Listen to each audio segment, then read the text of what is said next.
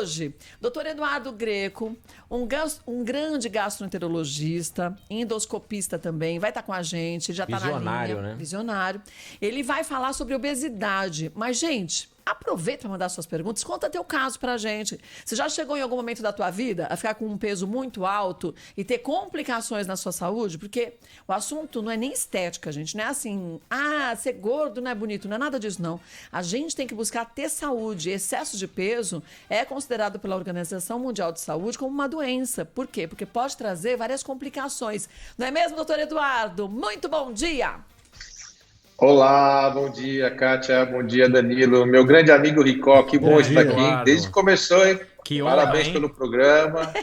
Não vi a hora de receber esse convite, estava torcendo do bom e do melhor da minha amiga. Eduardo tava mais ocupado que o presidente da República. A gente ligava, não posso hoje não dá. É mais fácil falar com o Bolsonaro do que com você, meu amigo. Mas isso é sinal que você é muito requisitado, porque você é um grande profissional. Obrigado. Isso é muito bom. Obrigado, minha amiga. Obrigado, viu? Agora, falar de obesidade, sabe que hoje em dia a gente tem... A gente não pode esquecer de quanto tem gente que tem muitos preconceitos horríveis.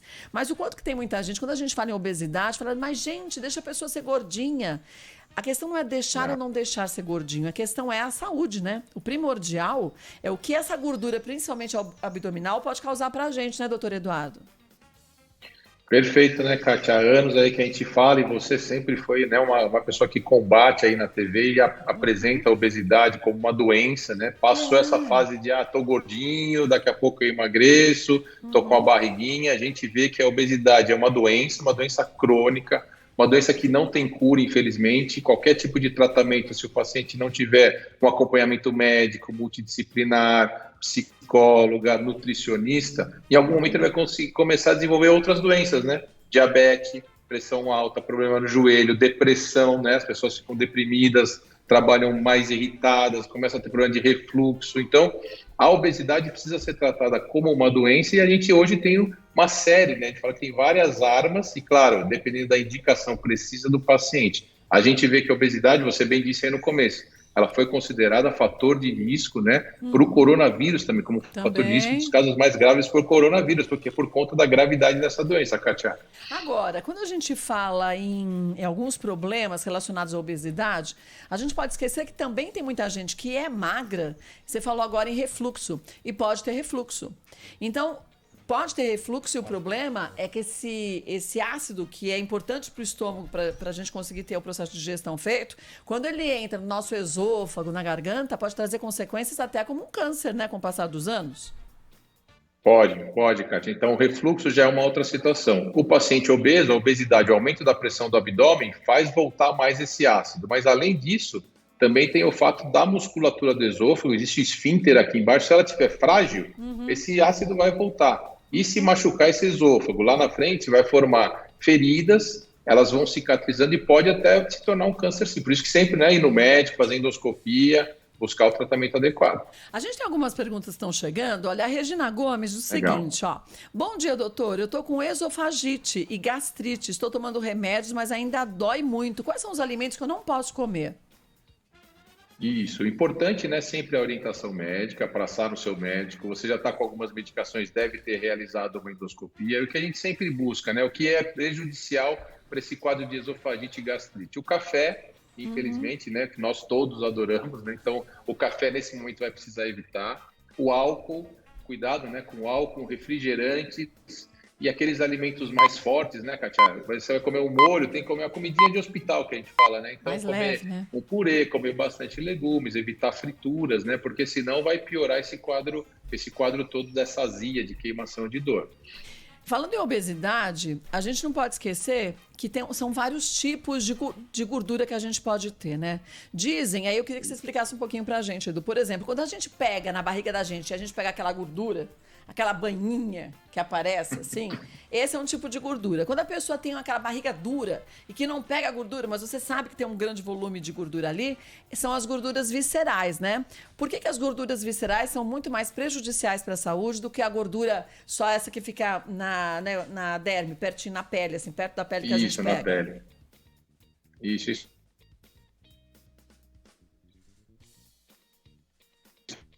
Acho que a gente perdeu a conexão aqui com o doutor Eduardo Greco. que pena. Tá na escuta, doutor? Eu acho que caiu, A gente vai refazer aqui. Enquanto recupera, já que a gente tá falando de obesidade, eu passei por... Eu perdi agora 20 e poucos quilos e eu sei o quanto a minha vida mudou com isso. E o quanto que o seu sistema todo de digestão é muito mais devagar do que o meu, é muito diferente. E a gente tem que saber metabolismo. Lidar com isso, porque assim, a Kátia, ela come e dá 2 horas ela já fez a digestão. Eu como, eu acordo no dia seguinte e ainda não consegui fazer a digestão. Eu falo, Rodrigo, como você tá empanturrado? Já faz 500 horas que tu comeu. Então cada um tem que aprender a conhecer seu corpo também. Já voltou, Edu? Tô aqui, tô ouvindo bem vocês. Estão me ouvindo? Então, estamos ouvindo bem agora. Então, vamos explicar qual a diferença dessa gordura que a gente pega da gordura visceral também? Isso. Essa é uma parte. Aí o Ricó, meu amigo, nós viramos amigos por causa desse refluxo dele, né? Foi só ele perder peso, ver que coisa. Ele emagreceu e melhorou. Parabéns, meu amigo. Mas foi só ele se reeducar e mudar a alimentação. E essa gordura que a gente fala visceral, que é de dentro da barriga, né? Você falou muito bem. Embaixo da pele, a gente tem o subcutâneo e o subcutâneo tem gordura. Então, isso ali vai se acumulando como uma fonte até de reserva para a gente, na verdade. Agora, essa gordura visceral, que você vê aquela pessoa com a barriga dura, muita gordura intra-abdominal lá dentro da barriga, você que está escutando a gente, ouvindo a gente, essa é aquela gordura perigosa que vai começar a poder ir para suas artérias, né? Que vai poder entupir a artéria do coração, que vai começar a te trazer aquela gordura que vai para o fígado. Então, as pessoas têm o fígado cheio de gordura e a gente hoje cirrose, né, Kátia? A gente sempre... Na nossa época, o pai falava, para de beber. Você viu aquele cara na rua bebendo? Filho, olha, ele tá com cirrose, né? Vai ter cirrose por causa do álcool. Hoje, a gordura já ultrapassou hepatites virais, já está ultrapassando a parte alcoólica. Então, a obesidade traz muitos problemas no futuro. Eu tava com grau 3, né? Você tava com grau 3 de esteatose. Esteatose, o Ricó estava com esteatose grau 3, gordura alta, os exames dele, as enzimas hepáticas alteradas, glicemia no limite superior. E o que mais incomodava, você vê, era o refluxo, né? Era a dor no esôfago, mas lá dentro do nosso organismo, já com várias alterações. Eu queria fazer outras coisas nele, fazer balão, operar, mas não, o menino se comportou, se reeducou, né, Ricó? E é difícil, fez a dieta, e tá aí super. É difícil, mas olha que maravilha, ó. E a atividade física, né? Porque isso também é importante. Gente falar assim, eu não gosto. Eu vou te dizer, a gente tá até conversando com o nosso professor, com o Celso, e ele falou, Kátia, mas eu também não gosto. Você acha que eu gosto? Tanto eu preferia ficar passeando. Mas acontece que a gente não pode. Então, eu acho que a gente saber dosar, tem muita gente que pergunta, mas como que você come tanto e não engorda? Porque eu como em alguns momentos, eu não como o tempo inteiro e numa quantidade grande. Se eu como no almoço mais, no jantar eu dou uma maneirada. Come mais ainda no jantar. Não como tanto. Isso é fundamental, né, cara? Isso é fundamental, né, cara? A pessoa saber o equilíbrio, não é o dia inteiro fazendo atividade física. Você tem que saber comer legal, de vez em quando comer um pouquinho mais. Tratar a obesidade é alimentação, atividade física e o lado emocional da ansiedade, né? Porque a pessoa obesa é muito estressada e ansiosa, aí não come o dia inteiro. Eu falo para meus pacientes, você passou o dia inteiro sem comer, não teve fome, aí só à noite você quer comer tudo que você não comeu o dia todo. Então, esse equilíbrio, o primeiro passo é a gente conseguir isso, Kátia. Agora, a Wagner Oliveira mandou pra gente o seguinte, nosso corpo tem memória. Explica pra mim, doutor, como funciona. Existe a questão da memória mesmo, né? Isso é até a questão da genética, né? Então, a gente sabe que, por exemplo, a população mundial, a gente está vivendo uma pandemia, mas a obesidade já é uma pandemia há anos. Então, 75% da população já está com sobrepeso ou obeso, porque existe o fator genético. E o seu organismo, isso é uma preocupação que a gente tem hoje com os adolescentes e com as crianças. Obesidade infantil já está batendo cerca de 20%, Kátia. E a gente já viu os estudos que desses 20% dos adolescentes, 75% vai ser um obeso no futuro. Muita gente. E por quê? Por conta disso. O seu organismo, a célula, ela é igual, ela enche de gordura e quando você emagrece, essa gordura desaparece, entendeu? Não é que você está ganhando mais gordura. Então, você precisa fazer com que o seu organismo, a sua célula, tenha uma quantidade de um tecido gorduroso que é necessário. Por exemplo, mulheres, elas precisam da gordura por conta dos hormônios. Nós, homens, também precisamos, até por uma questão de manter a temperatura do corpo, etc. Agora, se você, desde pequena, a vida toda, vai estimulando essa célula a ser cheia de gordura, é isso que o pessoal fala que minha célula criou uma memória, isso é uma célula, vamos dizer assim, gorda, né? Muito cheia de gordura e é difícil de você tratar, entendeu? Por isso que a gente tem então, que controlar para as crianças e adolescentes não ficarem obesos. Senão essa célula adiposa, essa célula de gordura, ela vai ter essa memória. Eu sempre fui cheinha, a célula, gente, estou falando do corpo. Então, ela recupera esse peso muito mais rápido, né? Exato, e é o que a gente tem mais dificuldade. Você tem aqueles pacientes que engordaram, às vezes porque machucou o joelho, parou de fazer exercício, ou porque engravidou, mas que sempre cuidaram do corpo. Quando você faz algum tipo de tratamento, ou só com dieta, nutricionista, ou por endoscopia, um balão, uma sutura, esse paciente volta logo para o peso dele e consegue se manter melhor. Agora, aquele paciente que a vida toda ele está sempre acima, a gente tem mais dificuldade, ele sente mais dificuldade de perder peso, depois ele sente mais dificuldade de manter o peso também. Por isso que é importante iniciar logo o tratamento, a gente não ficar aguardando e as pessoas pararem, né? Primeiro, né, Kátia, a pessoa parar de ter medo, né? Não, 1% da população só, 1% da população do Brasil vai no médico achando que tem. E por quê? Metade deles, a gente fez uma pesquisa pela sociedade, 50% tem medo de ir no médico e achar. Sabe aquela coisa? Eu vou no médico para descobrir doença, né? A gente precisa acabar com isso no Brasil. Mas você só descobre o que você já tem, né, gente? Se você não for no médico, a doença cedo, vai continuar lá. Você só não vai ficar sabendo, né? E você trata cedo e trata logo. Agora, eu prefiro descobrir daqui 15 anos e não ter mais o que fazer. Essa cultura a gente precisa quebrar no nosso país. E o outro lado, a pessoa acha que não precisa. Acho que eu não estou obeso, não. Minha família toda sempre foi assim. A minha mãe, minha avó. Então, a gente tem que começar, é o que você faz, né? Com qualidade, passar essa informação. Como é que eu sei que eu estou obeso em casa? Você olha, você sabe, a roupa está apertada, você está mais cansado, né? Você está dormindo mal, você já não está trabalhando, você não está rendendo o seu dia legal, você sobe na balança, você vê que já está fugindo muito, tem uma regra, né? Eu dei 1,70 m, então eu tenho que pesar por volta de 60, 75 quilos, é meu peso ideal. Estou com 1,70 m, 90 quilos, alguma coisa já está diferente. Olha, gente, aproveite para fazer sua pergunta. Doutor Eduardo Greco está com a gente. Ele é um grande cirurgião gástrico, endoscopista. Vamos falar de técnicas também para você conseguir muitas vezes emagrecer. Tem muita gente, e o doutor Eduardo vai explicar isso, tem muita gente que não consegue emagrecer sozinho. Faz dieta, mas não consegue emagrecer. E aí existem formas com acompanhamento certinho médico, individualizadas para você atingir seu objetivo. Vamos passar o WhatsApp para as perguntas, Danilo? Vamos lá. 11 999 048756. O doutor estava falando justamente sobre peso e altura e é a pergunta do Francesco. Pergunta para o doutor, essa coisa de fator peso com altura tem mesmo a ver com saúde? Qual é o índice ideal? Isso desproporcional mostra problemas de saúde, doutor? Isso, legal, Danilo, é isso mesmo. Esse é o primeiro passo, né? É aquele sinal para a pessoa se entender como obesidade. Claro que hoje em dia nós temos o que a gente chama de bioimpedância, por exemplo, que é uma balança que dá exatamente quanto que a pessoa tem de massa muscular, quanto que a pessoa tem de água no corpo, quanto que a pessoa tem de gordura realmente. Mas o índice de massa corpórea é uma conta matemática que ajuda as pessoas em casa a já se situarem, que é simplesmente usando o peso e a altura. Então, esse índice dá um número, você pega o peso, divide pela altura ao quadrado, né? Altura vezes altura. Então, a pessoa tem 100 quilos, 1,60 m, você faz 100 dividido por 1,60 m vezes 1,60 m. Dá um número. Esse número, Danilo, se ele tiver até 25, a pessoa está com o índice normal. Então, de 19 a 25, né? Ele está normal, está ok, está tudo bem com a saúde. De 25 a 30, a gente já fala em sobrepeso. A gente não considera ainda obesidade, mas está em nível de sobrepeso e que você vai ter algumas maneiras de atuar. Acima de 30, a gente já fala de obesidade. Agora, e aí que a gente vai poder tratar de outras formas, dependendo do grau, né, Kátia? E o bom da bioimpedância é que a gente consegue saber em que lugar do corpo que a gente acumula mais gordura, né? Eu acumulo, e eu acho que também a maior parte das mulheres, no bumbum, na coxa e nos braços. Braços de biscoiteira. A mulher brasileira é no quadril, é isso aí, Kátia, não tem jeito. Já se a pessoa acumula na barriga, no abdômen, aí tem que verificar para ver se essa gordura... Às vezes você pode estar até dentro do seu índice glicêmico, mas pode estar com um acúmulo maior de gordura abdominal e é bom ficar atento também, né?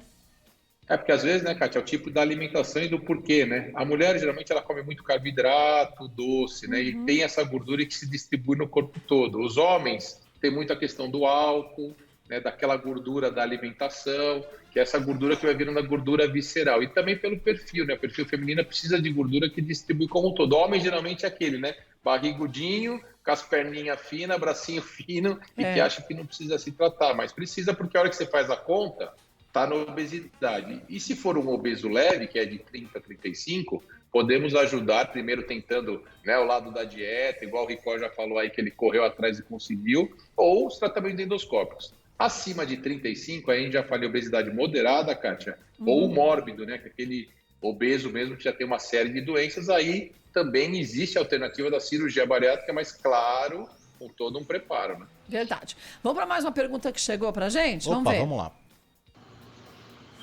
Kátia, bom dia. A pergunta para o doutor também, para quem tem insuficiência cardíaca, também tem refluxo e a digestão muito lenta. Se isso é verdadeiro, por favor. E aí, doutor Greco? Então, vamos lá. A insuficiência cardíaca vai depender, claro, do grau e do que você está considerando como insuficiência cardíaca. Mas a insuficiência cardíaca vai atrapalhar no bombeamento normal do coração, do sangue para todo o organismo.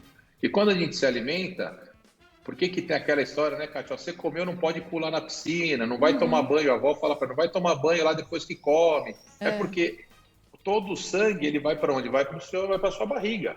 Então, o sangue vai lá para a região do estômago, né, na verdade, para o intestino, para poder ajudar na sua digestão.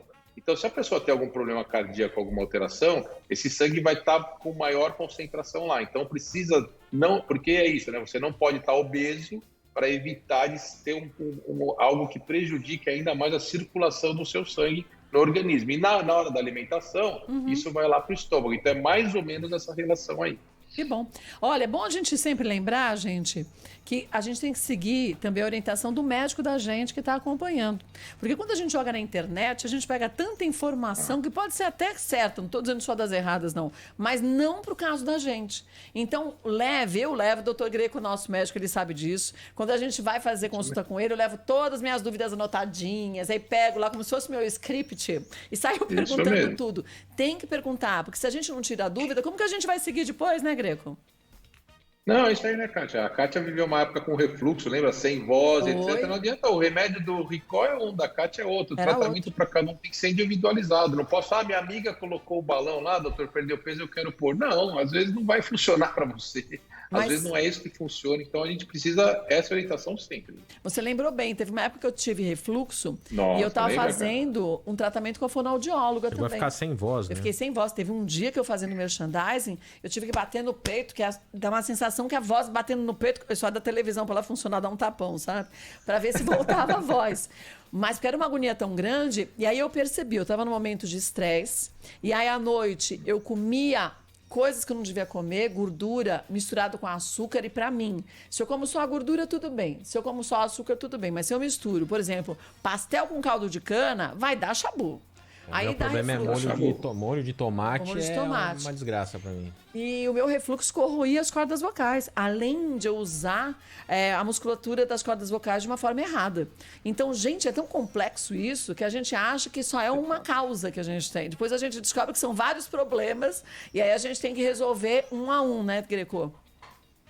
Não, é isso mesmo, né, Kátia? Você vê, e aí a pessoa acha que está indo num caminho, é difícil a gente enxergar qual que é o erro que está ali, né? Então, o médico está do lado de fora, né, do jogo. Então, você enxerga como um todo e você consegue direcionar. Porque ele falou, vou comer pastel e o caldo de cana. Se você estiver bem, comer a meio-dia, na hora do domingo de manhã, você vai ter o dia, você vai. Agora, se você pegar aí, se for às 8 da noite e já estressada, você não vai conseguir dormir, vai passar a noite inteira lembrando do Dr. Greco, lembrando que eu existo, preciso ligar para ele, que remédio eu vou tomar. Henrique, não vai ter jeito. Agora, a pessoa tem que estar preparada e orientada. Doutor, vai ter uma festa aí de final do ano, eu vou me divertir. Eu não vou poder me divertir? Não, você vai. Só que a gente te orienta que medicação vai tomar antes, no dia seguinte se hidratar bastante, né? No dia anterior, por exemplo, a pessoa vai ter uma festa à noite, no almoço, já maneira no almoço, se hidrata bem, tranquilo, aproveita, né, o sábado e à noite vai lá e arrebenta. Agora, doutor, deixa eu fazer uma pergunta. Tem dias que eu como, tipo, uma pizza inteira, tô brincando. Não come inteira. Você nunca comeu? E não me dá nada à noite. Agora não mais. E não me dá nada à noite. E tem dias que eu como e me dá azia. Isso tem a ver com o estresse também? O porquê que isso acontece? Tem dias que eu como, tá tranquilo, passo a noite super bem. Tem dias que não. Sim, isso mesmo, Ricardo, o que você falou, geralmente está associado ao seu dia, né? Se você teve o dia, se hidratou bem, tomou um café da manhã legal, almoçou legal e vai comer uma pizza, você consegue tá com o estômago recebendo isso melhor, com uma quantidade de ácido. Agora, você passou o dia inteiro nervoso, não almoçou, não comeu nada, tomou café o dia inteiro lá no seu estúdio lá, e de repente chega lá e fala, pede uma pizza, meu amigo, vai cair que nem uma bomba, entendeu? Porque tem o molho de tomate, tem o queijo, tem a fermentação da massa. Aí, nesse dia do estresse, a pessoa tem que chegar em casa e o quê? Tomar uma sopinha, né? Tentar comer uma comida mais saudável. Mas é muito ao contrário, né? Quando o cara tá estressado e chega em casa e relaxa, a gente quer carboidrato. ele quer partir pro que gosta. A gente quer o prático, né? Não é o prático. É que a gente pensa assim, depois de um dia infernal desse, eu mereço. Aí ferrou. Eu mereço. Merece por uns 10 minutos, vai bem, né, Kátia? Depois fala, nossa, só me arrependi até agora. Então, esse tipo de orientação, quero que você oriente a pessoa, faz uma vez, 2 vezes, 3 vezes certa, depois ela não arrisca mais, né, Rico? Você não arrisca mais. Fala, ó, eu sei que é melhor eu comer outra coisa, porque senão não vou passar mal. Olha, o Luciano mandou uma pergunta pra gente aqui, que é a seguinte, ó. Kátia, tem um refluxo e também solta o pum toda hora, diga-se de passagem. Isso também é um sinal que a gente tá com um problema de excesso, muitas vezes, de açúcar, porque aí aquilo fermenta e formam-se gases, né? Não tem jeito. Não, com certeza, né, Kátia? Aí já é a alimentação, né? A gente já conversou várias vezes que aquela pessoa que fica estufada o tempo todo, que produz muito gás, existe hoje, né? A gente já evoluiu, então existem pessoas que são intolerantes à lactose, né, que é do leite, aos derivados do leite, intolerantes ao glúten, né, a farinhas. Mas as pessoas geralmente é porque é o excesso da gordura, é o excesso do açúcar, o excesso, né, de alguns alimentos que prejudicam. Então, ele tem que evitar tomar cuidado com feijão, com alguns leguminosos, com repolho. Então, a gente orienta também a alimentação do paciente, que vão ter alimentos que essa pessoa produz, é da flora, né, do intestino dele. Não adianta exagerar, vai ter que mas também não pode ficar sem. Então, tem que aprender a substituir. Às vezes, não consegue comer feijão, mas consegue comer a lentilha, diminui os gases. Então, isso é importante, uma orientação nesse lado nutricional. Olha, tem muita pergunta chegando pra gente, mas pode mandar pro nosso WhatsApp também. Vamos lembrar o número, Danilo? 11 999 048756. Olha, hoje o doutor Eduardo Greco, gastroenterologista, endoscopista, está com a gente. Vai mandando tua pergunta. Vamos ver mais uma que chegou pra gente pro WhatsApp? Vamos lá. Kátia, bom dia. Meu nome é Sebastião. Se puder perguntar para o doutor se o mocotó de boi, que é bem tradicional aí na área nordestina principalmente, ele é gordura ou cartilagem? Muito obrigado e um bom trabalho. Boa pergunta. Tem gente que diz que o mocotó não é gordura, é colágeno. Quem fez a pergunta, Danilo? O Sebastião. É. E aí, Greco, aquela coisinha que tem dentro do ossinho tutano, ele é uma cartilagem, é uma gordura, o que ele é? Kátia? Tô ouvindo, pode falar. Isso, então, o mocotó, ele tem o colágeno e uma parte proteica, né? Então, você tem uma situação mais proteica do colágeno mesmo. A situação é que não é só esse colágeno do mocotó, né? A pessoa come num alimento que tem extremamente gorduroso, então não é gordura pura, não. É isso mesmo que vocês falaram, tá correto. Agora, o mocotó vem dentro do osso que vai comer de uma carne extremamente gordurosa. Por isso que a pessoa não pode só viver da questão do mocotó, tá? Mas é a parte do colágeno mesmo, é isso aí. Vamos para mais uma pergunta aí, Danilo? Vamos lá. Bom dia, gente. Eu queria saber, assim, a cerveja, é verdade que a cerveja realmente, ela por si só é o vilão? Ou é o que costumam dizer por aí, que o problema não é a cerveja, mas o que acompanha ela, que são petiscos, isso, aquilo, enfim, Flávio de São Bernardo. Flávio, acho que o problema é a azeitona. A cereja do bolo, Kátia. É a cereja do bolo. Kátia já matou a cereja.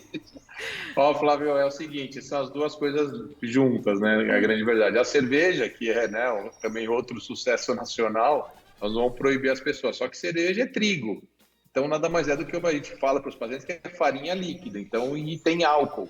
Então, tudo isso vai somar para aumentar o seu peso, a obesidade. E, além disso, você não toma cerveja sem nada, né, Kátia? Ninguém toma cerveja comendo cenourinhas, né? Palitinhos de cenourinha de pepininho. Molhado no iogurte. E uma coisa que acontece comigo, né, Greco, é que quando eu bebo muito pouco, é raro beber, mas quando eu bebo, eu perco um pouco a noção da quantidade que eu como, sabe? Isso. Vira uma coisa mais compulsiva. Eu acho que eu fujo desse meu controle e perco a mão, sabe? Porque a questão na hora da bebida, né, Rico, a cervejinha é a petiscar, né? a gente tem uns amigos que falam, hoje eu não vou jantar, eu vou petiscar. A pior coisa que tem, porque se você senta para comer, você faz um prato, você tem saciedade e você elimina aquilo, né? Vamos dizer assim. Agora, a petiscaria, vem um amendoinzinho, desce, tranquilo. Aí daqui a pouco alguém aparece com um pedacinho de queijo. E o torresminho? Olha, Pãozinho de alho. Torresminho aqui, ó, o pãozinho de alho. Então, petiscar. Então, aí você soma. O petisco e o álcool é pior do que uma refeição saudável. Agora, o que a gente faz é, no seu final de semana, na festa, eu falo para os pacientes também, né? Eu vou, bom, vocês sabem, vocês são meus amigos, imagina, eu vou numa festa que seja infantil, todo mundo vem conversar de obesidade. Doutor. Comendo coxinha. Croquete, né? Sabe, ficam envergonhados. Não, doutor, você viu? Eu tô aqui na festa, mas eu só tô tomando um suquinho. Eu falo, olha, aqui na festa você come tudo, arrebenta, aproveita. Não é aqui que você está engordando. O problema é o seu dia a dia, né, Kátia? O problema é que você não faz atividade, você está almoçando errado, você está tomando café errado. Agora, nesses momentos, é isso, tem que saber aproveitar.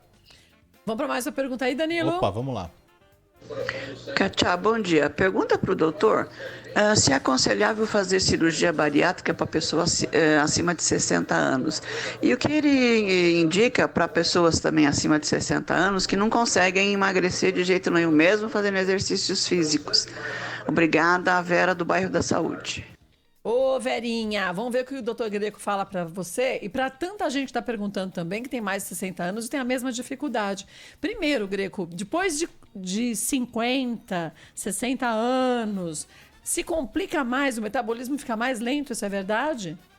Sim, com certeza, né? Então a gente como jovem vê, e nas mulheres principalmente, a questão da menopausa, né, Kátia? Então a partir da menopausa, a dificuldade para emagrecer vai ser muito maior. Então quando é jovem você tem uma facilidade maior e vai passando a idade, você vai mudando o seu corpo, né, por gravidez, o homem muda o organismo dele e o metabolismo também não é igual. Você já está não está naquela fase de formação, né, que o metabolismo é rápido. Então, o que você já falou já é a pura verdade. Agora, Vera, 60 anos, você é jovem demais. Nós temos uma perspectiva de vida no Brasil altíssima. Então, 60 anos ainda é jovem e esse limite da idade para a cirurgia bariátrica a partir dos 16 anos. Né? Para os procedimentos endoscópicos, a gente a partir dos 14 anos. E não há um limite superior. Então, a gente não há um limite de você falar, não, olha, com 70, a gente fez um procedimento de uma sutura gástrica numa senhora esses dias de 73 anos, cadeirante, não saía da cadeira, com feridas, não foi por essa questão estética. E hoje ela vive fora da cadeira de rodas, entendeu? Então, a questão não vai ser do procedimento, vai ser do preparo e da condição física da pessoa, não é a idade. A pessoa pode ter 73 anos e estar com o coração legal, com os exames em ordem, você pode fazer o procedimento sim. Agora, deixa eu te perguntar uma coisa, Greco. Você falou desse procedimento endoscópico, que é aquele procedimento que você criou junto com outro médico brasileiro e que vocês estão levando para o mundo inteiro o procedimento, essa nova técnica, que, explicando de uma forma fácil, é mais ou menos como uma endoscopia, só que a gente tem parece que uma maquininha de costura na ponta que costura uma parte do estômago, é isso? Isso aí, né, Kátia? A gente já apresentou lá, já mostrou no seu programa algumas vezes, e foi exatamente isso. Foi o Dr. Manuel Galvão Neto, né, que vislumbrou essa técnica desde 2011. Começou lá em Espanha, Madrid, depois a gente passou para os Estados Unidos e chegou no Brasil aqui a partir de 2016. Então já são agora 4 anos dessa técnica, que é exatamente isso. É para tratar o obeso leve, perder em torno de 20% a 25% do peso, ou aqueles pacientes que não tenham condições de uma cirurgia, não querem de jeito nenhum e precisam de uma alternativa. E claro, né, primeiro vai passar com a nutricionista, com a psicóloga, vai passar com a gente prepara ele a técnica, a gente vai conseguir reduzir o volume do estômago, Kátia. Então não mexe com o metabolismo, não mexe com a absorção, você não vai ter a questão da questão da cirurgia, que é não absorção de açúcares, não absorção de gorduras, é simplesmente restrição. É como se a gente fizesse uma plástica num estômago grandão de 1,3 litro, 1,5 litro de volume do estômago, você deixar o estômago pequenininho com 300 ml. E aí o que acontece? A pessoa, quando faz o procedimento, ela se engaja no tratamento.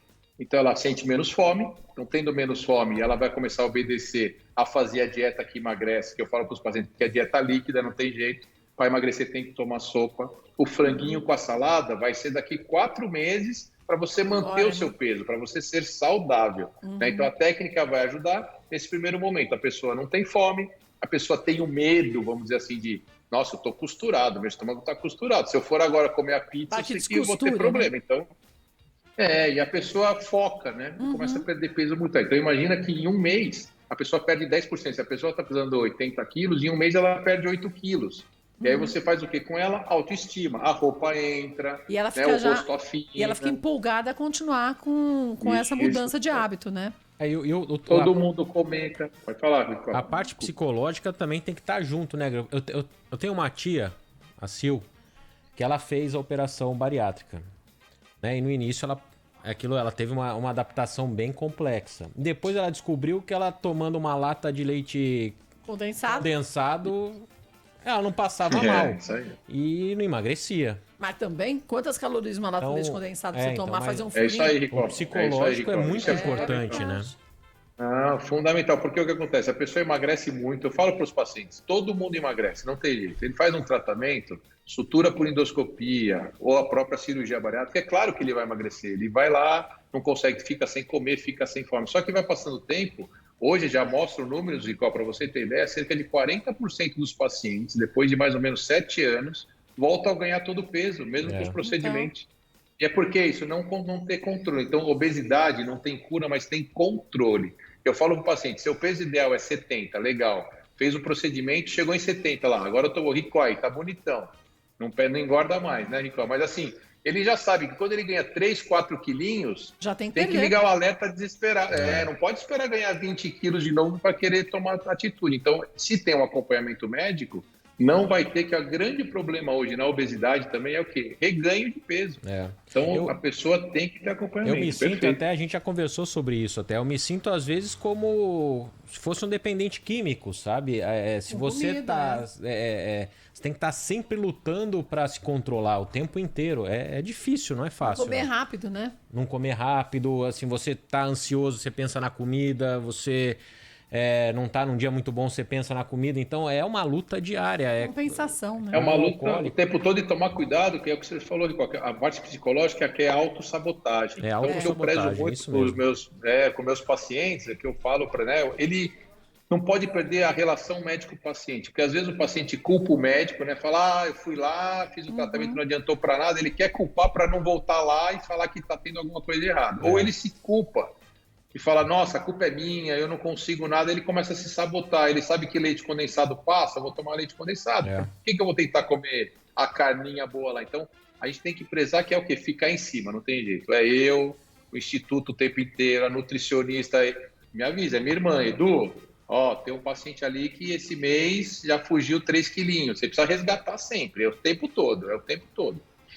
Mas, gente, isso é pra vida, não tem jeito. Aí você vê o dia que você quer abusar um pouco mais, você já se controla antes, se controla depois e vai segurando um pouco. Vamos ver mais uma pergunta que chegou aí, Danilo? Vamos lá. Olá, Rádio Bandeirantes, tudo bem? Eu me chamo Daniel, sou daqui de Santos. Gostaria de saber um pouco mais, através do doutor, o hormônio da leptina. O que ela faz, como ela age e se há tratamento contra a obesidade. E aí, doutor Greco? Então, o que a gente tem muito relacionado à obesidade é a grelina, talvez, que ele queira ter passado essa informação. O hormônio da fome, tá? Então, existe um hormônio que é a grelina, que é o hormônio da fome, e quando você faz a cirurgia bariátrica, você tem, os índices mostram uma grande redução em relação a esses hormônios, né? Isso atua. O que a gente tem, qual que é o grande problema? Há 20 anos atrás desenvolveram a cirurgia bariátrica e todo mundo falou, bom, a cura da obesidade está aí, porque todo mundo operava e emagrecia. Só que aí veio, depois de 7 anos, os pacientes engordando de novo. Então, o que acontece? Tem a questão que a gente está conversando, que é esse lado da sabotagem, né? Então, o paciente começa a tomar leite condensado, bebida alcoólica, ele muda muito. Mas o nosso organismo, né, Kátia? O cara lá de cima fez de uma forma perfeita. Então... Deu uma travada. Deu uma travadinha básica, doutor. Acabam exercendo aquela função. Acabam... tá aqui. Então, o outro local, o intestino, já começa a exercer funções que não estavam mais sendo executando. Então, a questão hormonal é extremamente complexa. Existe uma série de fatores hoje que estão sendo estudados, porque a gente já viu que só o procedimento restritivo, cortar, operar, suturar, não vai ajudar sempre. Então, a busca da obesidade continua buscando muito esse lado aí hormonal também, viu? Agora, gente, só lembrar de algo importante, né? Esse momento que a gente está vivendo. A gente está há 6 meses, 7 meses, todo mundo numa mudança de hábitos gigante. Eu me mexia tanto, eu andava para cima e para baixo, fazia exercício físico. A gente agora fica de casa para o trabalho, trabalho para casa. De casa para o trabalho, trabalho para casa. Chega em casa, você faz as coisas, tudo bem, mas não se movimenta mais, não anda como andava. Então, e come também, porque a gente já está mais ansioso, porque você vai ficando meio assim com os pacová cheios, dessa vidinha sempre igual, e a gente come tudo errado. Então, a gente, nesse momento, tem que controlar mais ainda, né, Greco? O excesso de peso, a ansiedade, a escolha do que a gente vai comer, né? Isso, exatamente, né? Então a gente viveu agora uma pandemia que todo mundo teve que ficar recluso dentro de casa. E a primeira coisa vem mais ansiedade, mais estresse, mais nervosismo e vai descontar onde? Na geladeira, né? Então a pessoa fala, doutor, o único exercício que eu faço agora é abrir e fechar a porta da minha geladeira. E se for à noite, né, Kátia, o meu vizinho acha que tá tendo uma festa aqui e já mandou, já brigou comigo. Então assim, a gente precisa controlar e não é fácil. O que a gente está orientando os pacientes agora... Claro que já liberou um pouco mais, os pacientes estão voltando no consultório, mas no começo a gente fez muita consulta online, muita ligação, muita recomendação para esses pacientes, no sentido de tentarem manter uma rotina, porque as pessoas mudaram muito, indo dormir muito tarde, aí fica vendo série muito até tarde, fica aquela perda da rotina. A partir do momento que você tenta, mesmo que você não precise acordar às 6 da manhã, mas às 9 da manhã não dá para você falar, não vou tomar café que eu só vou almoçar. Não, tome seu café às 9, almoça um pouquinho mais tarde, janta um pouquinho mais tarde, mas cria uma rotina. E no meio dessa rotina tem que estar a parte da alimentação, ponha um exercício físico, então de alguma forma monta um circuito. Você conhece lá, Nicole, o Eric, estão tudo te ouvindo vocês aí, o Rico, adoram vocês. Eles faziam um circuito em casa. Então. Tinha que chegar, eu chegava em casa lá, ó pai, aqui tem que sobe do sofá, desce do sofá, faz alguma coisa, era assim. Agora, assim, hoje já dá para dar uma caminhada, né? Sempre respeitando o distanciamento, usando máscara, com o seu, né? Lavando as mãos.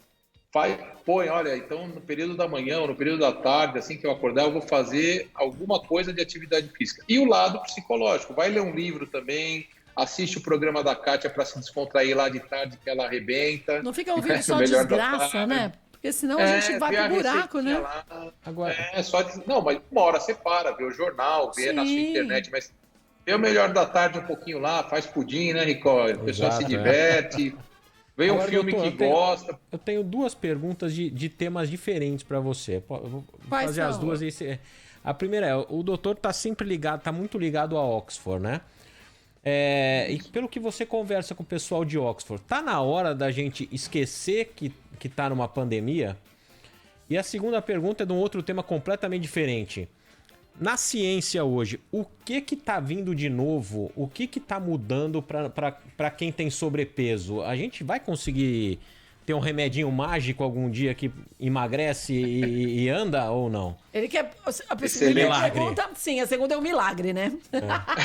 Ó, Kátia, o Rico sempre me põe na parede lá, ele é fera, né? Ele que, na verdade, eu vou falar aqui para todo mundo porque ele tá aí, mas assim, ele que vocês dois, né, estouraram com essa notícia. A gente fez uma live, no meio dessa live falamos de Oxford, de vacina, e vocês em primeira mão trouxeram para o Brasil a informação, né, com a moça, com a virologista, isso, a doutora Emília, virologista lá de Oxford, e vocês eram a primeira mão dessa vacina que está estourando aí realmente, né? Então o Ricó, com essa história de Oxford, buscou muito. O que já se estuda, né, Ricó? Já está tendo essa questão que, assim, como muitas pessoas se contaminaram, claro que existe a questão do óbito, essa é a grande preocupação do coronavírus, porque todo vírus, toda doença, as pessoas se contaminam, você fica gripado, você pega uma infecção, mas você se trata. O duro é que o coronavírus a gente não consegue tratar. Então, é o que a gente fala daquela situação do efeito do rebanho, né? Então, muita gente já se contaminando, você vai tendo uma estabilização e uma imunização das pessoas. Com a vacina chegando, a gente já está tendo, já tem essa visão dessa diminuição. E você vê que todas as vezes que se fala em mas reinfectou, né? Eu infectei de novo, agora no Brasil falaram que tem 2 possíveis casos, isso não se confirma. Na verdade é que às vezes a pessoa não forma o anticorpo, mas forma os linfócitos. A gente tem uma série de fases de defesa até você realmente ter o anticorpo. E às vezes você pode não formar um anticorpo, mas seu corpo fez linfócitos, fez células que te protegeram. E esse anticorpo não aparece e a pessoa acha que contaminou de novo. Não, isso não vai acontecer. Então, a perspectiva do coronavírus está evoluindo muito bem, a gente está com números melhores e a perspectiva lá de Oxford, onde vocês, né, deram em primeira mão essa questão da vacina que está sendo testada aqui, já lá com a Escola Paulista de Medicina, é real. E o segundo ponto, né, Rico, essa é a nossa busca incessante. Então, a busca, na verdade, seria essa pílula mágica, e na verdade é trabalhar, não é o estômago, a gente fala que a obesidade não está no estômago, está na cabeça das pessoas. O que a gente vai fazendo é inovando para não, o que a gente faz é não permitir que a pessoa engorde muito, tentar bloquear o processo da obesidade. Então, o que a gente tem de novo já, por exemplo, o balão intragástrico, que é extremamente consagrado, o Brasil é a referência, mais de 50 mil balões colocados, é o número 1 no mundo. A cirurgia bariátrica, o Brasil, 100 mil cirurgias por ano. Procedimentos de sutura endoscópicos, 3 mil procedimentos por ano. Isso tudo já vem ajudando a controlar e combater. Mas tem novidades, por exemplo, está chegando no Brasil um balão intragástrico que é deglutível, por exemplo. Deglutível? Que a pessoa não precisa... Você come ela... Kátia, a pessoa... Exato, mais ou menos isso, Rico. A pessoa vai, você não precisa de endoscopia, o balão normal você precisa fazer uma endoscopia e colocar o balão. Esse não, é uma cápsula que a pessoa vai engolir e aí a gente enche dentro, infla lá dentro e depois não precisa tirar. Mas ele infla sozinho? Não, o médico que vai insuflar. Existe eu achei que ele tinha Ia ser genial, né? Tipo aquele peixe lá, o... Não, o baiacu. Lembra daqueles brinquedinhos que tinham? Você ouvinte da Rádio Bandeirantes vai lembrar também. Que eram assim, tipo, tinham vários. Tinha cobrinha, tinha jacaré. Você punha na garrafa PET, depois de 2 horas ele inflava. Eu achei que fosse tipo isso. Então, não é assim, Kátia. Ó, então, tem 2 tipos. Tem um balão que você engole, mas você precisa encher ele com líquido do lado de fora e deixa ele lá, e esse balão você não precisa retirar. Não é que ele é biodegradável, mas ele vai esvaziar sozinho e você vai evacuar, vai eliminar o balão, sem precisar retirar. Agora, existe um outro balão, que é esse que o Ricó falou. Isso existe, viu, Ricó? Que vocês falaram mesmo. Você engole ia começar a desenvolver essa técnica. E ele insufla lá. É como se fosse uma cápsulazinha mesmo. Então, já estão procurando o quê? Procedimentos menos invasivos e buscas. Agora, existe também medicações, que a gente saiu muito daquela área de medicações que eram inibidores da fome e que traziam uma série de problemas para coração, tanto que muitas medicações foram proibidas, e já está se procurando medicações de ação metabólica, né? Tipo liraglutida, semaglutida, que aí já também são medicações, mas... Infelizmente, Rico, eu ainda não tenho aqui no meu bolso para te trazer. Mas quando eu tiver, você vai ser o primeiro a saber. Beleza. Igual você arrebentou com a vacina de Oxford. Vai ser primeira mão. A gente quer saber mesmo. Vamos para mais uma pergunta que chegou pra gente, Danilo? Olha, atender o pessoal também do chat, que participa do nosso YouTube, é a Graça Gardesani. O que ela diz? Eu já operei o estômago com uma úlcera no duodeno há 30 anos. Ela pode voltar, pois estou com muita dor. Pode voltar, doutor Greco? Pode? Pode. Hoje em dia não se opera muito mais úlcera, né? Porque as medicações e os tratamentos endoscópicos resolvem 99% dos casos. Mas quem teve úlcera é porque às vezes tem um excesso de acidez no estômago. Você operou, mas ficou um pedaço do seu estômago ainda lá. Então é importantíssimo procurar um médico, fazer uma endoscopia, porque essa dor pode ser uma úlcera que formou no pedacinho do estômago que ficou, tá? Então, operou, resolveu, mas como ainda tem estômago, pode ter úlcera. E tem que ficar atento mesmo, né, Greco? Porque você viu, a Graça disse que está sentindo dores. E às vezes as dores, elas acabam sendo um sinal de que a situação pode estar se complicando ainda mais. Porque quando sente dor, é sinal que essa úlcera já pode estar um pouco mais inflamada do que a gente poderia ter visto antes com um exame endoscópico, por exemplo, né?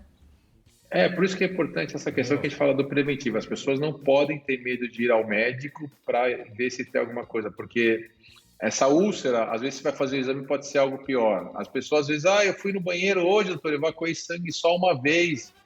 Não, se alguma coisa foge da normalidade, já precisa procurar o médico, porque senão pode ser coisa não muito boa. E aí, se você detecta isso precocemente, vai lá e trata, né? Vai lá e resolve, e você vai continuar tendo a sua vida de uma maneira tranquila. Agora, se deixar, tomar o remedinho do amigo, achar que vai no médico só daqui 2 anos, aí, né, Kátia, encontra com uma série de situações que às vezes a gente não consegue atuar da melhor maneira que nós poderíamos. E você sabe que tinha muita gente aqui no nosso canal do YouTube, vou até pegar o nome da pessoa, o Luciano, diz que endoscopia tem um medo, Kátia e doutor. Tem gente que tem muito medo da endoscopia. Eu tenho medo. Ai, você já fez? Olha lá, mas eu não curto, não. Ai, eu não... curtir ninguém curte. Sabe o que eu não curto? É depois eu fico tão grogue que sabe Deus o que eu falo. Porque aí eu gosto de ter um filtro meu lúcido. Então eu penso, Senhor, depois quando eu volto, eu estava falando tanta bobagem que eu não sei quais delas que eu vou escolher na hora. Mas não dói nada, não dá incômodo nenhum. Por que tanta gente tem esse receio, doutor Greco? Então, porque antigamente a endoscopia era uma coisa que as pessoas morriam de medo, né? Porque não tinha sedação, as pessoas eram feitas meio que na raça, né? A pessoa, deita aí, imagina, a endoscopia é um tubo, né, de quase 1 metro que você coloca dentro da boca da pessoa para examinar lá o esôfago, o estômago e o intestino. Então, se criou, né, essa cultura muito do medo, realmente. Mas hoje não, né? Hoje a gente usa medicações que a pessoa tem um soninho tranquilo, né, fazendo num ambiente legalzinho. Hoje todos os serviços de endoscopia possuem isso. Rico, não precisa mais ter medo não, que é um sono gostoso. A pessoa nem lembra que fez. Não tem nem ideia. E ainda sai de lá e ainda come um sanduichinho saudável, come uma saladinha de fruta na saída. Não sai mais tão grog? Não precisa ter medo mais não. Eu saio grog de lá. Não, sai grogzinha de leve, né, por conta da sedação, mas já come uma saladinha de fruta. Tem pessoas que também é do organismo, né? Tem pessoas que às vezes um pouquinho, aí depois dorme o dia todo. Tem pessoas que saem, já querem até dirigir, que a gente tem que, você não pode dirigir, tem que porque segurar, a qualquer momento né? você vai ter um problema. Tem que segurar. Mas é um exame gostoso. Hoje não é gostoso, né? Ninguém acha bom em fazer exame, mas não passa não mal, sofre, né? Não tem mais sofrimento, não tem mais dor, não tem mais aquela... fiquei vomitando, fiquei nauseado. Não existe mais isso. Agora, Magali falou o seguinte, doutor, dá para fazer também a colonoscopia? Faz os dois juntos também, para quem precisa, né? Isso, muito legal. Isso é muito legal, porque o que acontece? Dependendo também da idade da pessoa, às vezes, né? Então a gente tem, por exemplo, a partir dos 50 anos, todo mundo já deveria fazer uma endoscopia e uma colonoscopia, que é para rastrear câncer, rastrear lesões. Se tem história na família, então a gente antecipa isso até para 40 anos. Então, a endoscopia, a colonoscopia, a endoscopia é mais simples porque é só ficar em jejum, chega lá e faz. A colonoscopia precisa limpar o intestino para a gente poder enxergar. Então, toma um líquido que a gente chama de manitol, e esse manitol vai limpar todo o intestino. É a única diferença, mas inclusive dá para fazer os dois juntos. Eu fiz, por sinal, eu já tenho que marcar de fazer de novo. Uns anos atrás, acho que deu uns 6 anos atrás, eu fiz endoscopia, eu tive um problema intestinal, e aí fiz a colonoscopia também. E eles retiraram pólipos. Diz que quem tem aquelas verruguinhas penduradas na pele pode ter pólipo também dentro do corpo. É verdade isso, doutor Greco? Exatamente. Os pólipos, Kátia, é como se fossem essas verruguinhas da pele, né? mas são verruguinhas lá no estômago ou no intestino. E o pólipo, ele pode, no futuro, né, depois a cada 5 anos, virar uma lesão. Então a gente fala que quem teve o pólipo precisa repetir o exame exatamente para prevenir. Você arrancou esse pólipo, você não vai correr risco nenhum. Pode ser que a vida inteira não vire nada, mas pode ser que vire uma lesão mais preocupante no futuro. E aí o bom, gente, é que durante a colonoscopia eles já retiram os pólipos que tiverem também, passam depois para análise, para ver. Então, medo de exame não dá pra gente ter. A gente tem que ter medo de não conseguir fazer os exames, porque aí esse negócio é pior. Doutor Greco vai continuar um pouquinho com a gente? Segura um pouquinho aí, Greco, que eu só vou agora. Tranquilo. Vai dar uma novidade. Uma novidade. A gente estava esperando esse momento desse nosso amigo